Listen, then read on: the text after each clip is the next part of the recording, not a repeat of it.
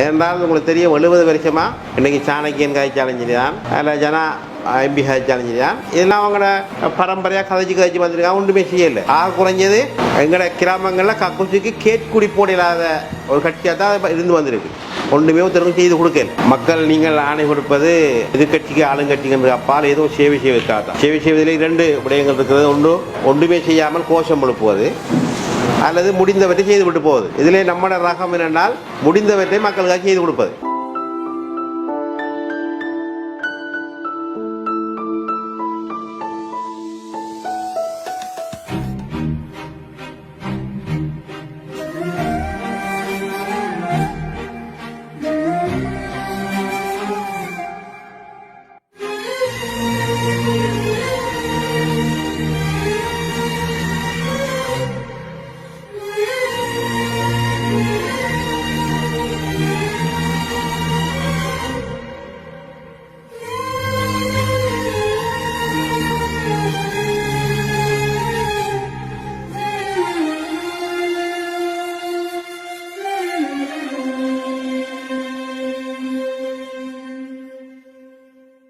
நான் நேற்றும் பார்த்தேன் இந்த மண்டபத்தில் இடம்பெற்ற கூட்டங்கள் எல்லாம்.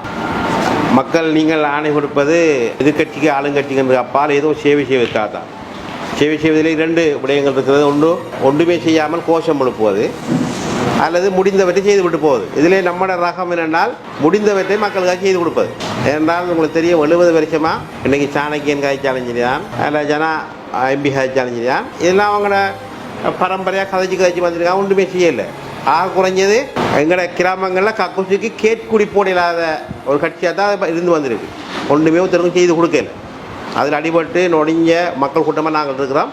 இதே நான் சொல்லணும்னு சொன்னால் விவசாய கூட்டங்கள் இடம்பெறக்குள்ளே பிள்ளையான் வரல அடுத்தால் வரலன்னு காய்ச்சி பிரியோசனம் கிடையாது. இது மக்களோட ஊடகத்துக்கு தான் அந்த கருத்தை சொல்கிறேன். உண்மையில் கல்டிவேஷன் மீட்டிங்ன்றது மக்கள், அதாவது விவசாய அமைப்புகளும் நிர்வாகிகளும் சேர்ந்து தீர்மானம் எடுக்கிறது. சொல்லுவாங்க நம்மளை பட்டையர் மாதிரிலாம் சேர்ந்து இந்த முறை எத்தனாம் தேதி விதைக்கிறோம், எத்தனாம் தேதி பட்டுறோம், இந்த நெல் இனத்தை விதைங்கோ, 100 நாள் 100 நாள் விதைங்கோ, 104 விதைங்கோ, மாட்டை எத்தனை நாள் கொண்டு போங்கோ, பிரச்சனை வந்தால் குளத்தில் தண்ணி தர கீழுமா, அதே போல் உழவடிக்கிறதுக்கு இவ்வளோதான் நாம் இந்த முறை ஃபிக்ஸ் பண்ணுவோம் எடுக்கிற கூட்ட தீர்மானம். அது அந்த பொதுமக்கள் எடுக்கிறது. அதே போல் அரசாங்கத்துக்கு ஒரு பொறுப்பு இருக்குது. இதுகளில் பிரச்சனை வந்தால் அதுகளுக்கு இப்படி தீர்வுகள் கொடுக்கணும்னு சொல்லி அது கச்சேரி எல்லா பிரதேசங்களிலும் கூட்டங்களை நடத்தி தீர்மானத்தை அமைச்சுக்களுக்கும் நிறுவனங்கள் பெரிய சாதாரண முறை. இதில் ஆக்களை கதைக்க இப்படி சண்டித்தனம் பண்ணியெல்லாம் தீர்வு கிடைக்க போகிறது கிடையாது. அதனால் மக்கள் விலகி கொள்ளணும். ஊடகங்களும் அதை பிரிச்சா டாண்டியில் பார்த்தா ஃபுல்லாக போட்டிருக்காங்க. பரவாயில்ல, அரசியலுக்காக போடலாம். ஆனாலும் நடைமுறை சாத்தியமான விஷயங்களை செய்து கொடுக்க நான் சொல்கிறேன் என்றால் இப்படியான பிரச்சனையால் விவசாயிகள வாழ்க்கைத்தரம் பாதிக்கப்படக்கூடாது. நான் போன முறை சொன்ன உரம் தடை செய்யக்குள்ளேயே எங்களுக்கு தெரியாது பிழைக்க போகுதுன்னு இருந்தால் நான் என்ன சொன்னேன், நான் நியாயப்படுத்தி பேசணும்னு சொன்னாங்க. நான் சொன்னேன் என்றால் நெல் விலை ஏறி 5000 10,000 போக்குல நம்மளோட வீட்டில் நாம் 20 மூடை விளைய வச்சாக்க 10 மூடை விளைய வச்சாலும் எங்களோட வீட்டுக்குள்ளே அடுக்கிறோம்னா நமக்கு சோறு தட்டுப்பாடு வராது. உங்களுக்கு தெரியும் எல்லார வாசலையும் தேங்காய் மரம் இருக்குது, பொன்னாங்கண்ணி இருக்குது. நாங்கள் பஞ்சத்தில் சாக மாட்டோம் என்று தான் சொன்னோம். அதுதான் இப்போயும் சொல்கிறேன் என்றால் இந்த முறை உரம் என்றது பிரச்சனையாக இருந்தாலும் சந்தேகம் இருந்தாலும் நிச்சயமாக யூரியா வரும். நான் நேற்று செக் பண்ணதில் 2000 மெட்ரிக் டன் வந்துருக்கு. 2000 மெட்ரிக் டன் தான் ஸ்டார்ட் பண்ணியிருக்கு. அப்போ தொடர்ச்சியாக நாங்கள் விதைக்க துவங்க இல்லை. ஆகையால் இங்கே இருக்கிற நிச்சயமாக தெரியும் எனக்கு விவசாயம் செய்கிறார்கள். நீங்கள் ஊடகங்களை பார்க்காமல் விவசாயத்தில் இறங்கி நிச்சயமாக உழவை அடித்து நெல்லை விதைங்கன்னு உங்களை அன்பாக கேட்டுக்கொள்கிறோம். அதே போல் இந்த முறை உங்களுக்கு தெரியும் கொரோனா தொற்றுக்கு பிறகு வந்த பிரச்சனையால் மிகப்பெரிய நாட்டில் பொருளாதார நெருக்கடி வந்தது. அதுக்கு பிறகு இப்போ தெரியும் உக்ரைன் ரஷ்யா போரும் ஐரோப்பாவில் மிகப்பெரிய மாற்றங்கள் ஏற்படுத்தியிருக்கு. வானதியிலிருந்து நியாயமான ஆட தொழிற்சாலைக்கு பிள்ளைகள் போதும்.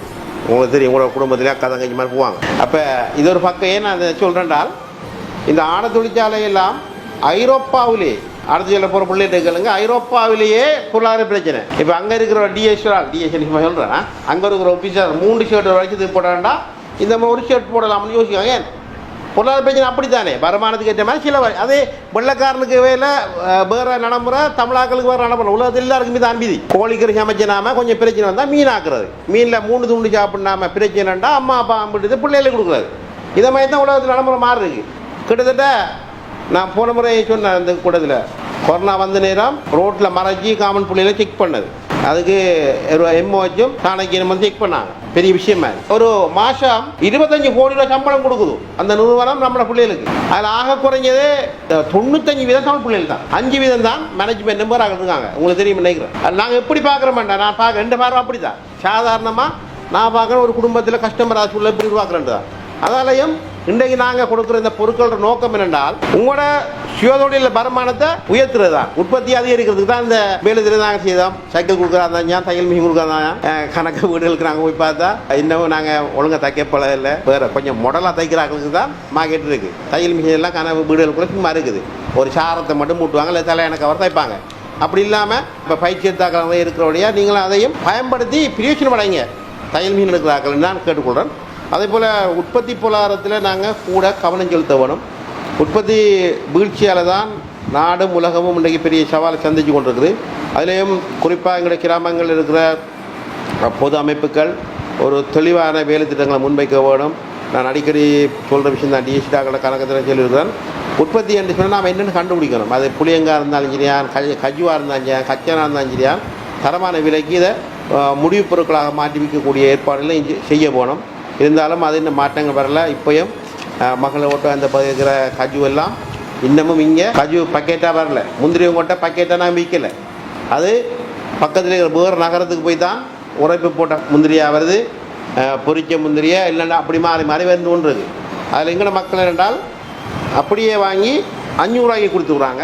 அது அப்படியே இன்னொரு இடத்துல போயிட்டு திருப்பி 4000 ரூபாய்க்கு மாடல் பண்ணி வருது. இதுகளை நாம் கண்டுபிடிச்சிருக்கிறோம். இப்படியான ஒரு அறிவுபூர்வமான முடிவுப் பொருட்களை எங்கிட்ட இருக்கிற மூல வளங்களை வச்சு முடிவுப் பொருள் ஆக்கக்கூடிய மாதிரி சிந்தனை ரீதியான மாற்றங்களை பண்ணணும். இதைத்தான் நாங்கள் சிந்திக்கணும் மொழியா. அல்லது இப்போ ஒரு மாயை ஏற்படுத்திருக்கு, எல்லோரும் ஆஸ்திரேலியா போகலாம், 20 லட்சம் 40 லட்சம் ரெண்டு காசை கொடுத்து ஏமாந்துட்டு போட்டில் ஏற்றுறவனே கொண்டு போய் அகலை இடையில் இறக்கிட்டு அல்லது காட்டி கொடுத்து காசு அடிக்கிட்டு போகிறான். அனைவே காசை கொடுத்துட்டே ஏமாந்துருக்கான். எனக்கு நம்மளோட பிரதேசத்தில் பவனதி பிரதேசத்தில் 2 பேர் ஃபோன் பண்ணி கேட்டாங்க, அண்ணன் நாங்கள் 10 லட்சம் காசை கொடுத்து அவனை ஃபோன் ஓப்புறது, நான் என்ன கொடுக்க கேட்டு தான் கொடுத்து நீங்கள் இப்படியெல்லாம் இவ்வளோ கஷ்டப்பட்டு பொத்தி பேர் வச்சிருந்து சேர்த்த காசுகளை அநியாயமாக யாரோ ஏஜென்சிக்கு கொடுத்து ஏமாற சம்பவங்களும் இடம்பெறுது. ஆகையால் ஏன் நான் அதை சொல்லணும்னு சொன்னால் ஏறிங்க உழைக்க இல்லாத வருமானம் இல்லைங்கிற நம்பிக்கையிலும் தான் இதுக்கு ஆக்களை ஊக்கப்படுத்துது. அதால் நாங்கள் நம்மளோட ஊரை போல் மகிழ்ச்சியாக வாழக்கூடிய இடங்களை நாம் நினைக்கல.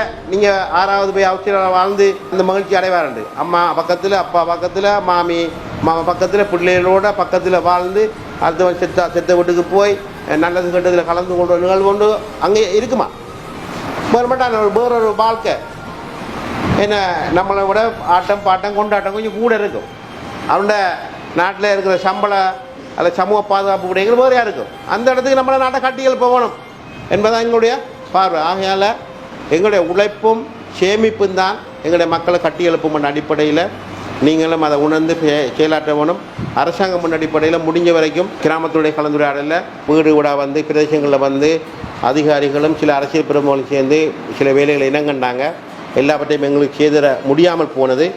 இருந்தால் நான் நம்புகிறேன் அடுத்தடுத்த வருஷங்களில் எங்களுடைய மக்களுடைய எதிர்பார்ப்பை பூர்த்தி செய்யக்கூடிய அளவில் எங்களால் முடிஞ்ச நடவடிக்கை எடுக்க முடியும் என்று. அதுலேயும் தோணியில் ஒரு மிகப்பெரிய பிரச்சனை வந்தது. எத்தனை தோணி இருக்குதான்? 98 தோணி. தோணியில் இஷ்யூ வந்தது. மீன்பிடிச்சங்க நாங்கள் கதைச்சது முடிவுறுத்த போனோம். நாங்கள் ஆர்டர் கொடுக்கக்குள்ள 55,000 ரூபா இருந்தது.